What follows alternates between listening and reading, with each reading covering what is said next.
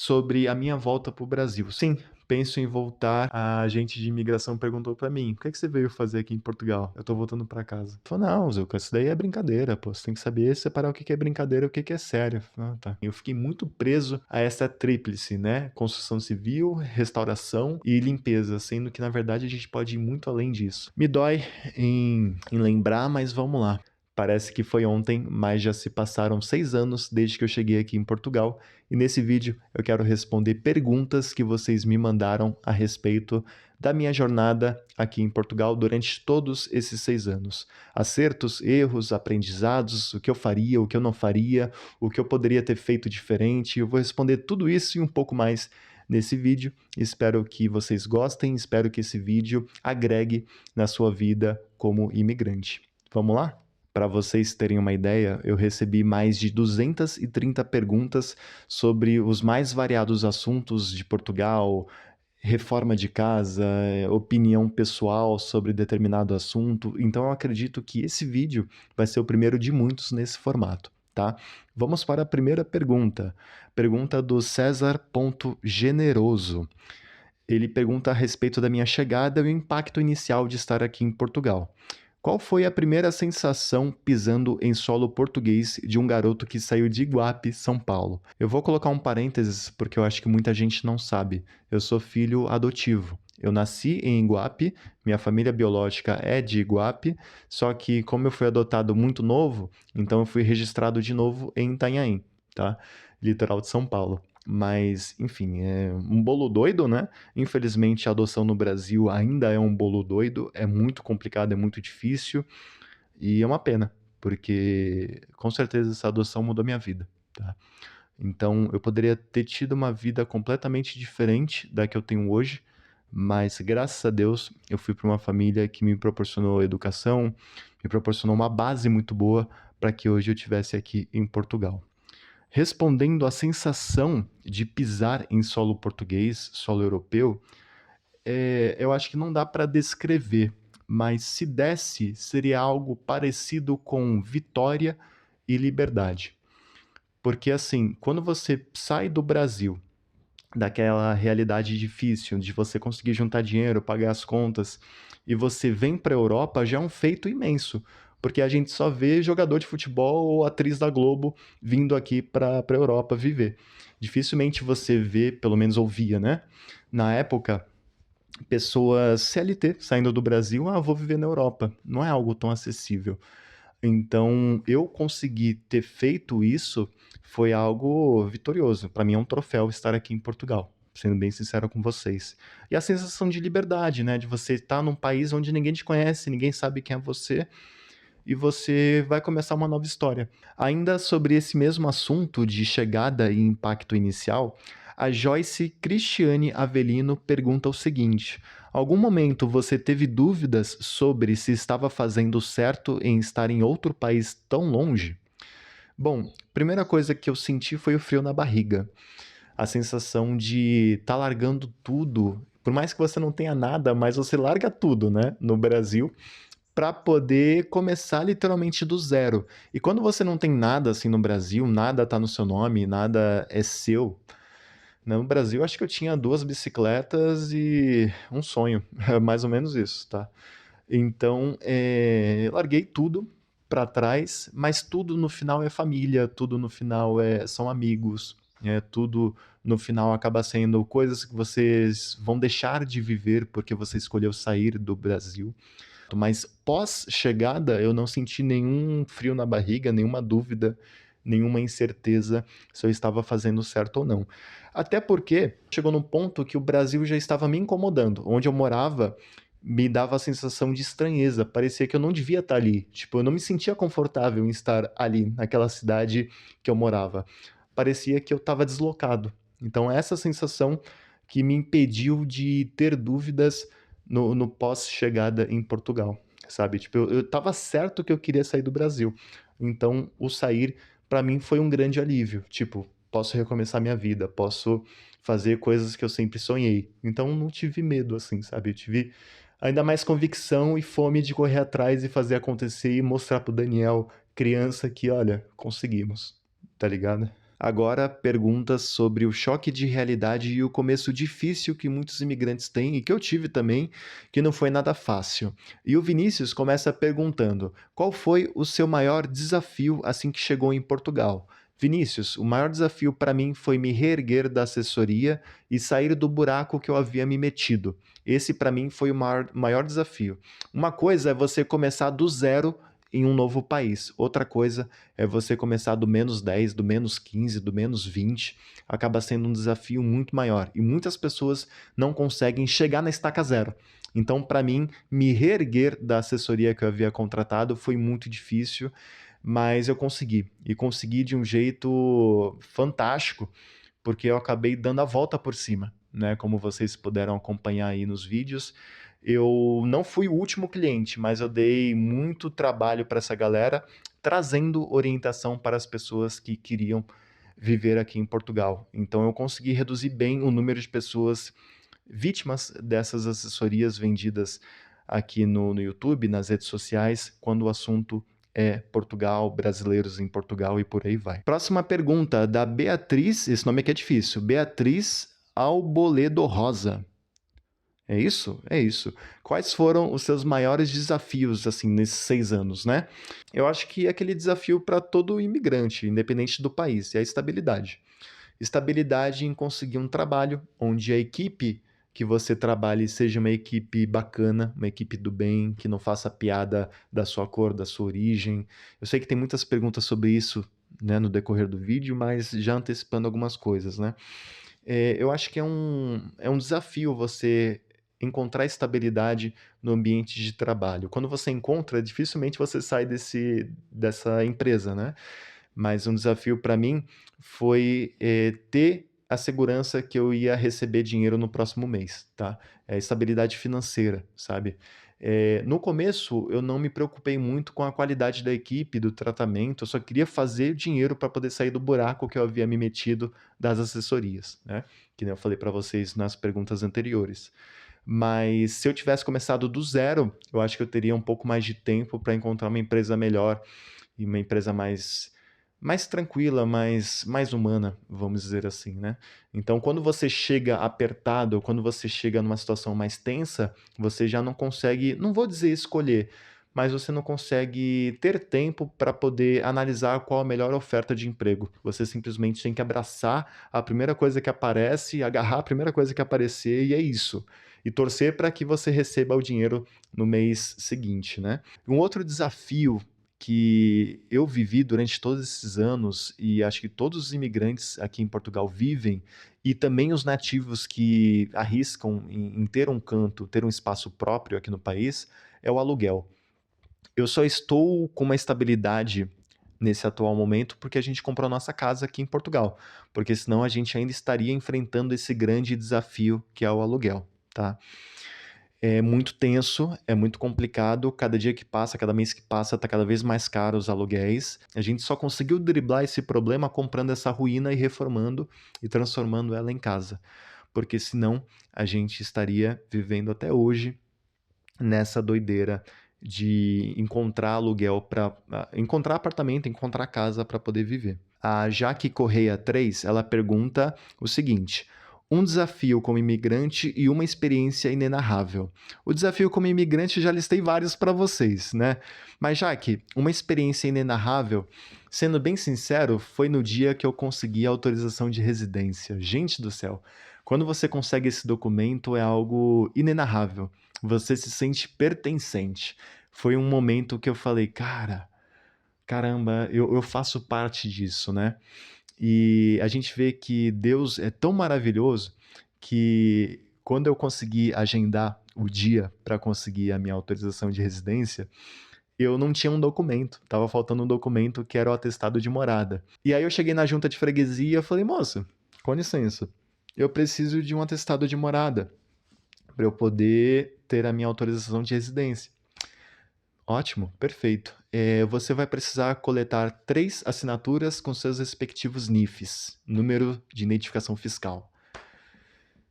Tá, tá. Eu vou voltar aqui então com essas assinaturas. Muito obrigado. E aí, Cara, aquele dia, assim, sem brincadeira, faltava acho que uma semana pra eu fazer essa entrevista no CEF. Gente, eu corri atrás de tanta gente naquela cidade.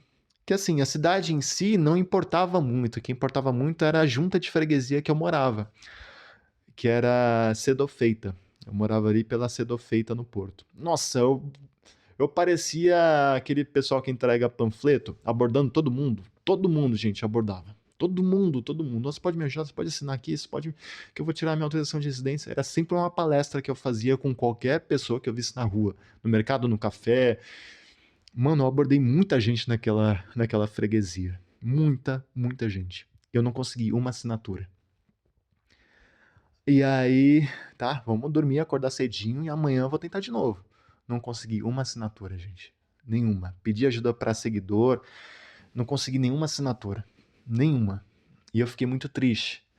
E aí, tava chegando o dia da entrevista, eu pensei, bom, o europeu gosta de papel. Né? Essa aí é uma dica que você pode anotar e levar pra sua vida toda. O europeu gosta de papel. Eu vou levar a fatura da minha internet móvel. É um atestado de morada não oficial. Mostra meu nome, meu endereço e, né, mostra que eu moro ali. Cheguei lá na entrevista, me chamaram, preenchi todo um papel a próprio punho lá, tem que fazer as coisas lá, né, tem que assinar os documentos. E aí o cara olhou assim, olha, tá faltando o atestado de morada, com um carimbo da junta de freguesia. Aí eu falei, olha, eu não tenho. E é por isso que eu trouxe essa fatura de internet móvel, que, enfim, é o plano que eu tenho e é o único documento que prova que eu moro onde eu moro. E ele falou: olha, vai ser difícil. Normalmente a gente não aceita a fatura como atestado de morada, mas eu vou abrir uma exceção para você.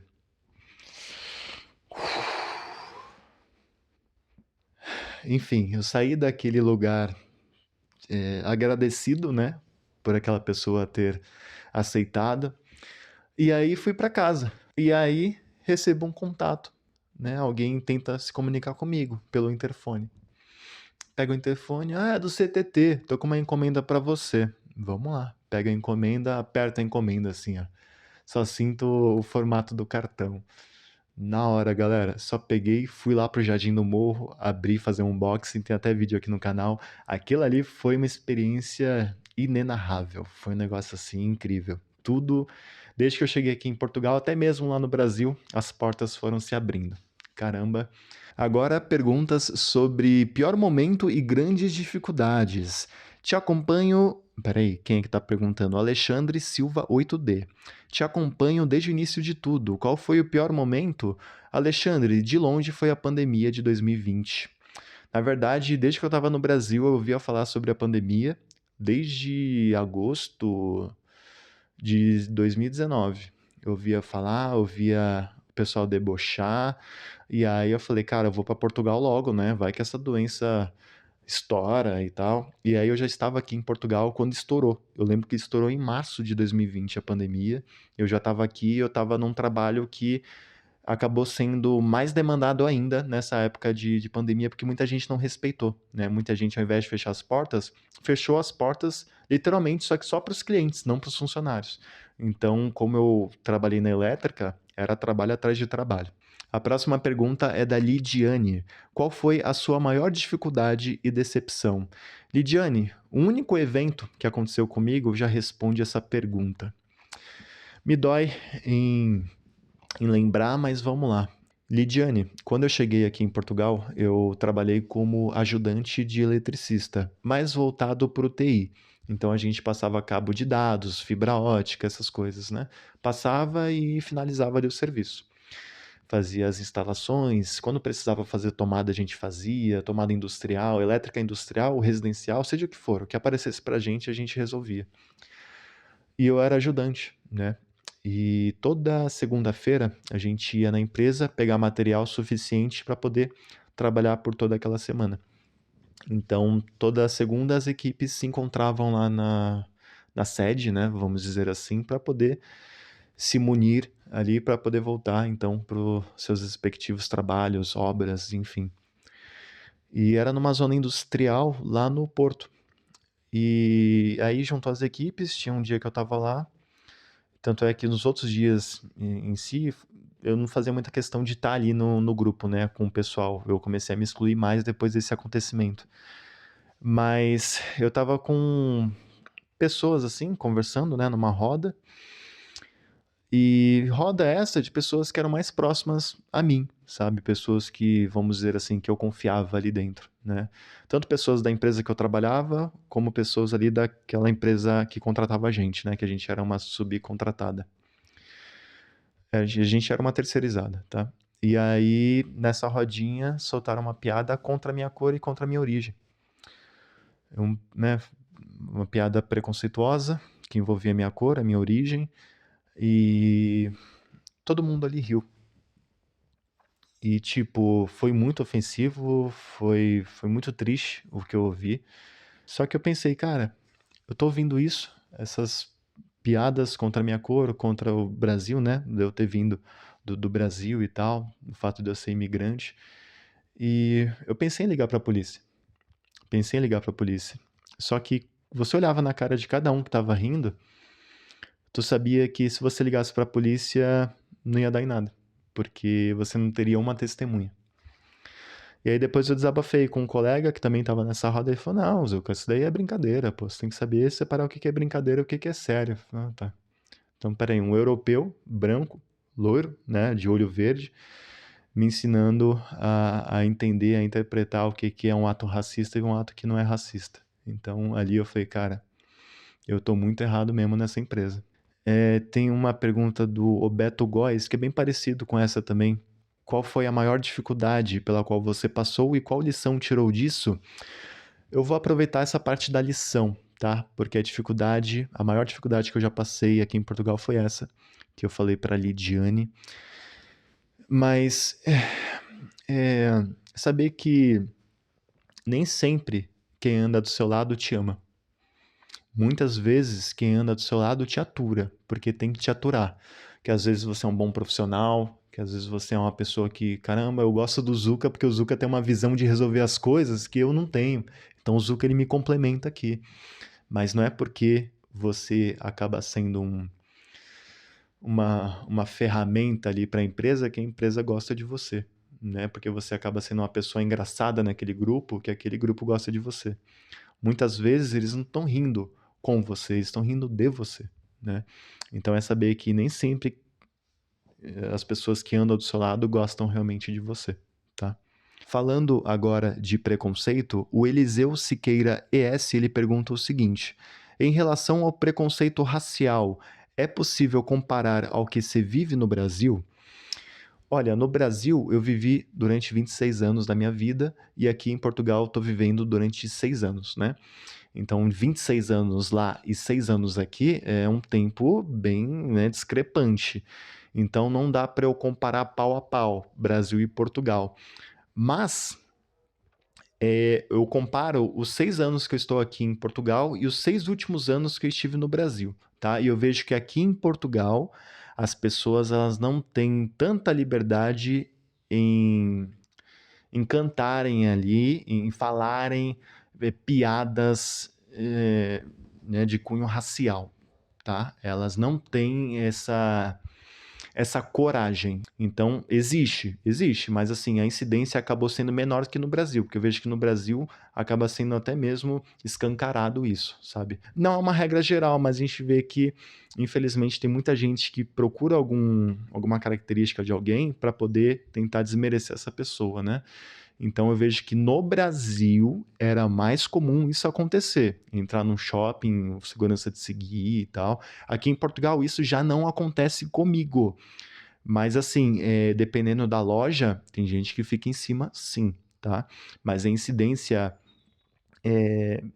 né, de preconceito racial aqui em Portugal, ela é menor, pelo menos para mim, do que nos últimos 6 anos que eu estive no Brasil. O Raul Dourado está me perguntando se eu tenho sentido o aumento da xenofobia durante esse tempo, 6 anos aqui em Portugal. Desde que eu cheguei, desde muito tempo, a xenofobia sempre existiu. sabe? A questão é que, atualmente, algumas pessoas, para poder alcançar um cargo político lá no topo, essas pessoas estão investindo massivamente na segregação, né? Na segregação do português para com o brasileiro. Então eu vejo que nesses últimos meses, desculpa, não somente do português para com os brasileiros, mas para com os imigrantes. Então eu sinto que nesses últimos meses as coisas têm ficado bem tensas aqui em Portugal. E se a partir do momento que um candidato à presidência age da forma que age, a pessoa que ela já não gosta do brasileiro, ela vai passar a não gostar de uma forma descarada, sem nenhum medo, porque ela tem um representante lá em cima, entendeu? Então sinto que sim, aumentou o ato xenofóbico, sim, aumentou. Mas quem é xenofóbico sempre foi, com ou sem representante lá em cima. A questão é que hoje em dia eles perderam medo. Quer ver um exemplo interessante de que a xenofobia tem ganhado muita força aqui em Portugal? Se você vê um jornal, vamos supor que um homem roubou um banco.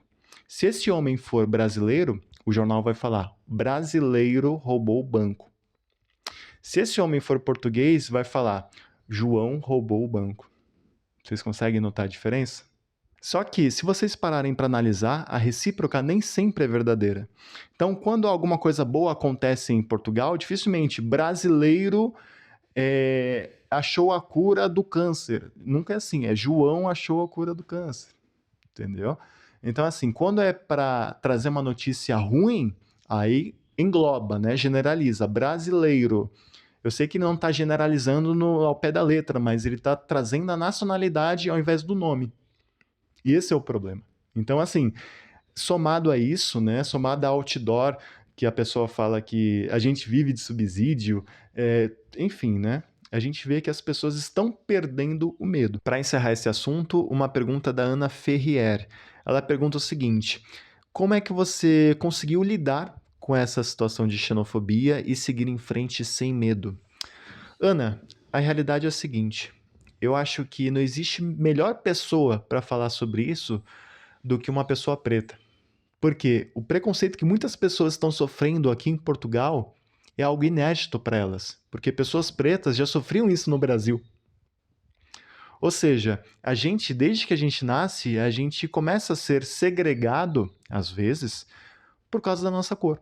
Então, o preconceito é algo que a gente, pessoas como eu, sabem lidar. Agora, tem muita gente vindo para Portugal, muita gente que veio e nunca sequer vivenciou uma experiência de ser discriminada. Então tá sentindo um pouquinho, tá degustando uma amostra bem light do que é a vida de uma pessoa preta. Então, assim, eu tenho um certo domínio para te falar sobre isso, tá, Ana? E o que eu te garanto é o seguinte: eu até anotei essa frase aqui para poder falar para vocês. Ninguém atira pedra em árvore que não dá fruto. Se você está evoluindo, progredindo, sempre vai ter alguém atirando pedra em você. Isso é um fato. Tem gente que não tem coragem de mexer um dedo para mudar a própria realidade, mas tem coragem de levantar do sofá e mexer todo o corpo para poder impedir o seu crescimento, para poder impedir a sua evolução, a sua caminhada no país que está te proporcionando o que também proporciona para ela. Só que ela tem aquela falta de vontade de mudar de vida, de realizar sonho, tem medo, né? Não sei.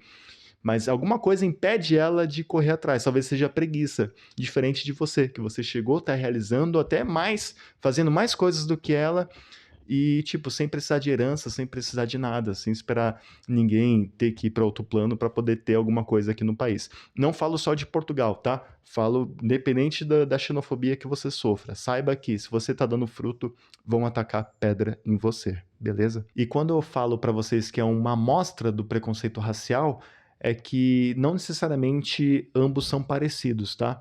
Mas no final, ambos que praticam essas coisas, eles querem uma coisa de você, é te ver triste, te ver mal ou te ver com raiva.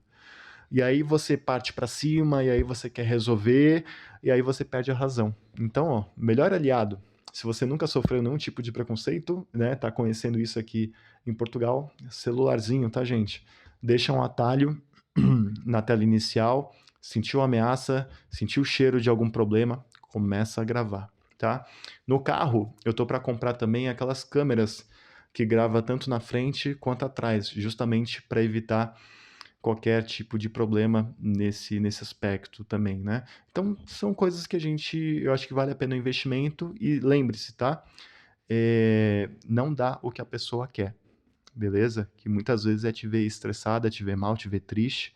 É saber por que você tá aqui e seguir a caminhada, entendeu? Saber que tem gente que vai se incomodar com o seu sucesso e nunca esqueça dessa frase: ninguém atira pedra em árvore que não dá fruto, beleza? Pergunta do Pedro Miguel F. De 6 anos até agora, o que Portugal melhorou e o que ficou pior? O que melhorou foi a economia do país, né? A gente está cada vez mais contribuindo com o país, com os impostos, tanto os nativos como os imigrantes, cada vez mais batendo recorde de arrecadação. Então, o que melhorou de longe foi a economia do país. E o que piorou foi a vida do imigrante em geral, tá? Não posso deixar de falar sobre isso. Se você quer resolver alguma burocracia, vai ser bem complicado, tá? Então, a realidade é que muitos imigrantes se encontram em situação irregular, por causa de demoras, por causa de, enfim, né, dessas questões que a gente está vivendo atualmente aqui em Portugal, de muitas demandas e poucas vontades, né? Vamos resumir desse jeito. Vamos falar sobre pertencimento e identidade. A Tuane Pires pergunta o seguinte: em que momento Portugal começou a ter sabor de casa para você? No exato momento que a gente comprou a nossa casa. Eu acho que é meio que fechar o jogo quando você compra uma casa no outro país, porque você conquistou tudo que era possível conquistar, praticamente, né? Se você parar para analisar, é bem isso. Você conquistou a sua casa, você já tem a sua base. Então, Portugal teve um sabor de casa quando a gente comprou a nossa casa. Foi o momento que a gente entendeu que, ok, Portugal é a nossa casa. Tanto é que eu tive uma viagem para o Brasil a trabalho, pelo YouTube, né? Eu fui lá no Fundo Vozes Negras do YouTube, lá em Salvador, em 2023. E aí, na hora de voltar, a agente de imigração perguntou para mim: o que é que você veio fazer aqui em Portugal? Eu respondi: eu tô voltando para casa. E aí ela só pegou o documento, viu e falou: seja bem-vindo de volta. Muito bom. Uma sensação de, tipo, fechei o jogo, né? Entre aspas. É bem isso mesmo. Se você for para qualquer país, você vai passar por vários sufocos até chegar um momento de você ter sua casa, tá ligado? E ali você realmente vai se sentir em casa de verdade. O que Portugal te deu que o Brasil nunca tinha conseguido te dar? Essa pergunta é muito boa, hein? Uma coisa que o Brasil não me entregou foi a segurança. E Portugal acabou me proporcionando isso. E segurança não é somente você não ser assaltado. Eu sei que isso já é muito, né? Pô, no Brasil, ou você é a caça ou você é o caçador. Essa é a realidade, né? Só que aqui, em Portugal, você não precisa ser a caça nem um caçador. Você consegue ser um cidadão. Eu entendi o que é ser cidadão aqui em Portugal. No Brasil, tudo é um risco. A rua que você vai pegar, o semáforo que você vai parar. Eu nunca tive carro no Brasil, mas eu cheguei a alugar para poder trabalhar como Uber. Trabalhei e na hora de devolver, eu fiquei pensando, pô, será que vai dar tudo certo na devolução do carro? Será que eles não vão me cobrar um valor a mais por causa de alguma coisa que nem aconteceu? Vamos supor que eles acham alguma coisa ali e acham que a culpa é minha. Então vou ter que lutar para poder reaver o dinheiro, o calção que eu deixei lá na empresa. Então, assim, se eu comprar um celular e se esse celular der problema, será que se eu levar na loja no dia seguinte ou no mesmo dia, eu vou ser bem atendido, que nem eu fui na hora de dar o meu dinheiro? A gente até vê, né, que esses programas de direito do consumidor acabam tendo um sucesso muito grande no Brasil, porque o Brasil é isso, cara. Você compra uma geladeira, se der problema dentro da garantia, você não consegue fazer a garantia valer. Você tem que, enfim, né, lutar pelos seus direitos e tudo mais. Então não é uma vida tranquila, é uma vida que te cobra muito. E aqui em Portugal, eu acabei tendo uma vida mais tranquila a respeito disso. E quando você não fica focado nessa questão de segurança física de bens, de direito, né, de garantia, tudo que envolve a viver uma vida tranquila, aqui em Portugal acabou me proporcionando isso. Então, se der algum problema no celular, eu posso ir lá na loja, dentro de 3 anos, ó, tá aqui, né, dentro do prazo, acho que são 3 anos, no prazo da garantia, ó, tá aqui, entendeu? E aí eu sei que eu vou ter a garantia exercida ali, eu vou ter o direito a essa garantia, e se não acontecer, eu posso entrar com advogado. Isso, às vezes, nem preciso pagar o advogado, mas se eu for pagar, vai ser super barato.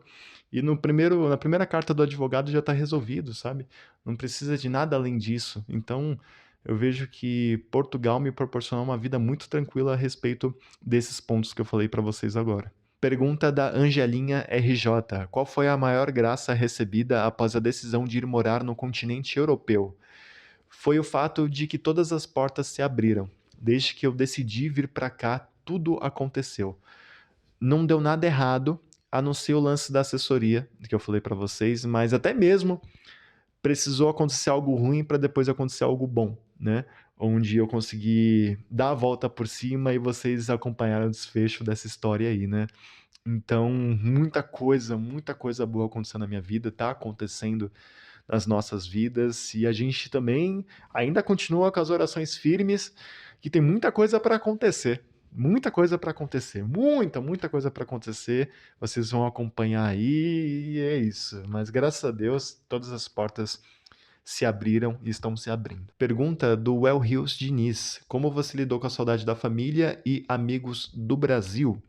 Sendo bem sincero, toda vez que a saudade batia, principalmente em datas festivas, aniversários, né? Natal, Réveillon, é lembrar do seu propósito. Para que você saiu do seu país? Para você ir atrás de uma melhor qualidade de vida, para você futuramente poder ajudar a sua família, porque a nossa família vai envelhecer e futuramente a gente vai ter que cuidar deles, né?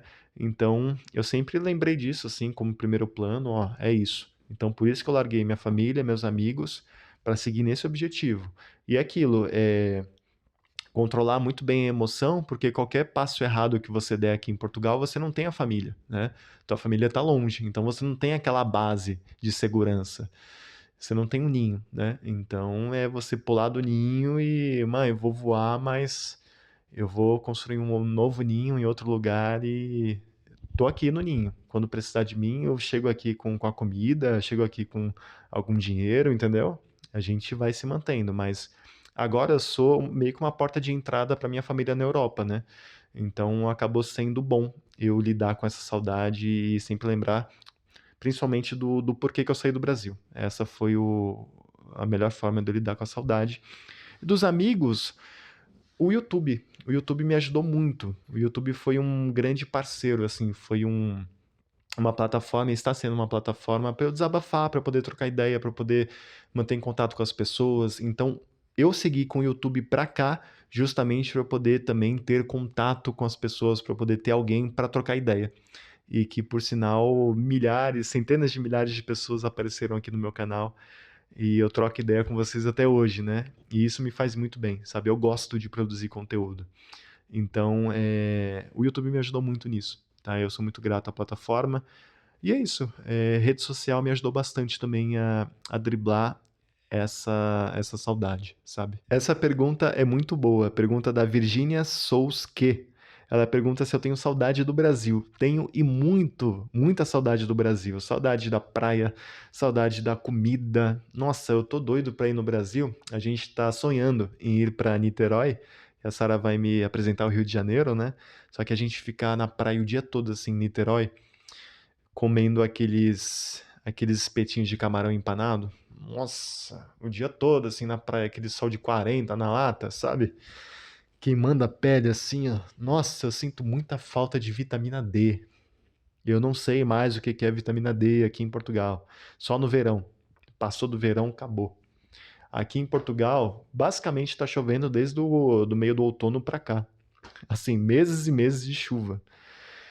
Tá tenso. Sinto muita falta do Brasil, dessas coisas do Brasil, né?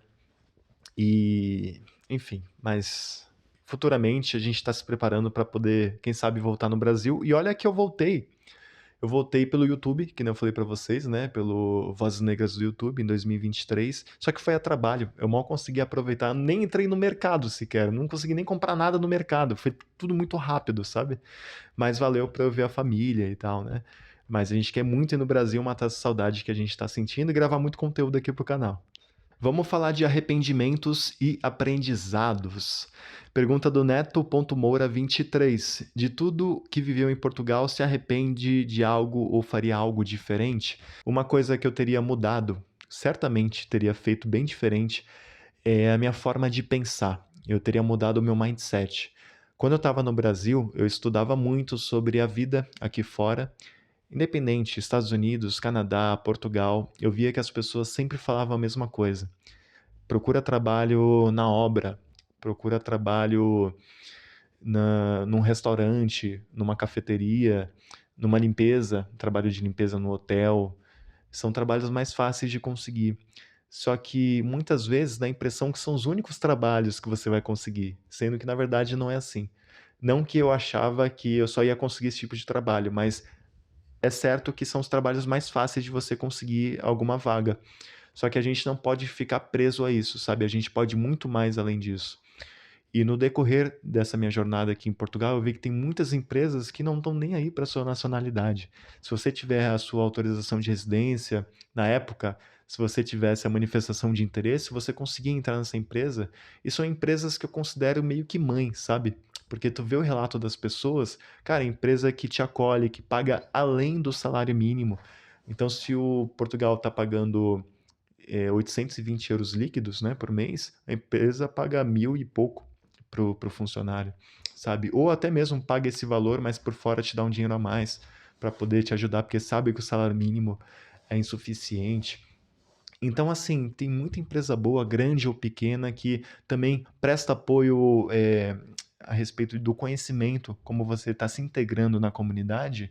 Pô, a gente tem um funcionário que ele estuda sobre as leis, sobre os seus direitos, e vai lá, tem uma reunião lá com ele, vai saber o que você pode, o que você não pode. O Estado, pode ser que ele te dê um dinheiro a respeito desse assunto, ou pode ser que você não esteja enquadrado no público-alvo desse projeto do Estado. Ou seja, tem muita coisa boa aqui em Portugal que acontece, acredito eu que por debaixo dos panos. Se você não estudar muito sobre esses benefícios que você pode ter, você fica de fora. Então, assim, tem empresas que têm funcionários só para isso, só para ir atrás e te chamar, olha, vem aqui, você tem direito a isso, aquilo, outro. A regra da empresa é do respeito, não tem esse negócio de fazer piadinha nem nada. Então, assim, eu fiquei muito preso a essa tríplice, né? Construção civil, restauração e limpeza, sendo que na verdade a gente pode ir muito além disso, né? A gente não precisa chegar num burnout para depois largar Portugal porque o trabalho não foi bom. Não, a gente pode ir muito além, sabe?